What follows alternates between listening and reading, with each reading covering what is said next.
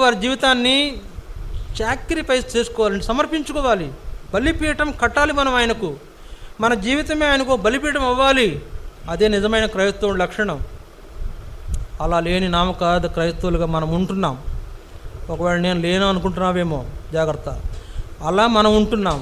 విడవబడతావు, శ్రమలలో ఉంటావు. పరలోకం, ప్రభు వస్తే పరలోకం వెళ్ళాలి అనేటువంటి నిరీక్షణ ఉందా? ఆ జీవితం ఉందా? ఊరికే నేను చెప్పే మాటలు ఊరికే తేలిగ్గా తీసుకునే మాటలు కాదు, ఒక హెచ్చరిక. బాణాల్లాగా పొడవబడుతున్న మాటలు ఇవి, గుచ్చుకుంటున్న మాటలు, నిన్ను మరులు కొల్లకుండా ఏడవబడుతున్న మాటలు, దేవుని ఎద్దుకు నిన్ను లాగుతున్న మాటలు. నిర్లక్ష్యం చేస్తున్నాం. అందుకే నామకార్థ క్రైస్తవులకు మిగిలిపోతున్నాం. ఎంతో భక్తి చేస్తుంటాం, ఎంతో భక్తి చేస్తాను నేను. నేను చేసేది కరెక్టా కాదని వాక్యంతో కూడా పోల్చి చూసుకునే ప్రయత్నం చేస్తా. ఎక్కడ తప్పు చేస్తున్నానేమో సరిదిద్దుకోవడానికి ప్రయత్నం చేస్తా. ఇంత చేస్తున్నా నాకు భయం వేసేది ఏంటంటే, పొరపాటున నేను నామకార్థ క్రైస్తవుడు అయిపోతే, విడవబెడితే నా పరిస్థితి ఏంటి? నాకంటే భ్రష్టుడు ఇంకెవరైనా ఉంటారా అని బాధపడతాను నేను.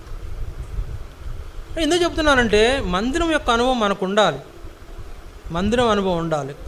మందిరం అంటే రోజు పెట్టం కదండి. రోజు పెడతామా? వారానికి ఒకసారి పెడతాం. ప్రార్థనలు ఉన్నాయి మనకు. ప్రార్థనలకు రావాలి.